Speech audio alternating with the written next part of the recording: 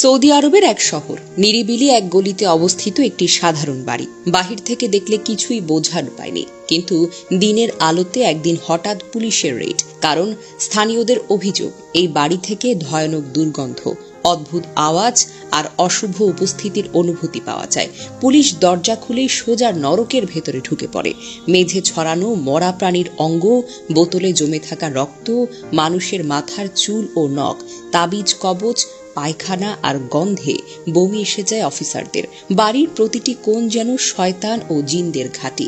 এই বাড়িতে এক মহিলা চালাতেন ভয়ানক কালো জাদুর আসর। মানুষের গর্ভপাত করানো, দাম্পত্য কলহ লাগানো, চাকরি হারানো, এমনকি মৃত্যু ডেকে আনা পর্যন্ত কোনো অপকর্ম বাদ নেই তার কাছ থেকে। পুলিশ সেই কালো জাদুকর মহিলাকে গ্রেফতার করলো এবং তার বাসা থেকে বাজেয়াপ্ত করা জিনিসগুলোর উপর ইনভেস্টিগেশন শুরু করলো। কালো জাদুর সাহায্যে এই মহিলা অনেক মানুষের ক্ষতি করেছে। প্রেগন্যান্সি নষ্ট করা, স্বামী স্ত্রীর বিচ্ছেদ থেকে শুরু করে কারো মৃত্যু, কোনো কিছুই যেন বাদ নেই। ইনভেস্টিগেশন করার সময় পুলিশ অদ্ভুত একটা জিনিস আবিষ্কার করলো। একজন পার্টিকুলার মহিলার উপর অসংখ্যবার জাদু করার চেষ্টা করা হয়েছে। বিভিন্ন বোতলের ভেতর কাগজের ওপর তার নাম লেখা, তার ছবির উপর বিভিন্ন রকমের আঁকাবুকি করা।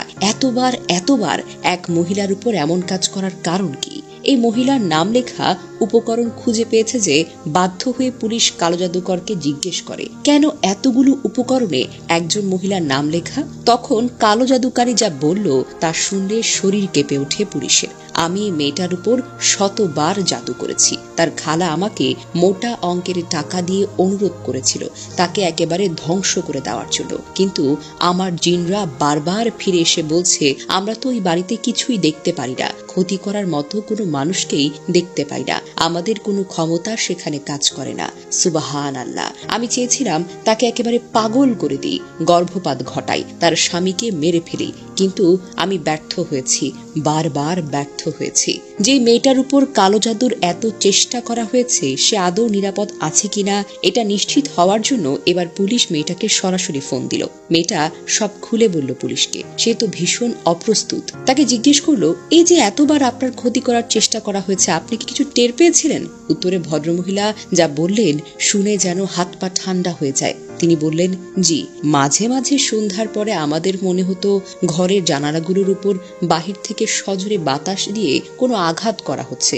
আমরা ভেবেছি হয়তো ঝড়ের আলামত অথবা আবহাওয়ার কোনো সমস্যা। মাঝে মাঝে রাতে দেখতাম আমাদের ঘরের লাইটগুলো জ্বলছে, আবার নিভছে, আবার নিজে নিজে ঠিকও হয়ে যায়। তাই আমরা ভাবতাম হয়তো বিদ্যুৎ লাইনের কোনো সমস্যা।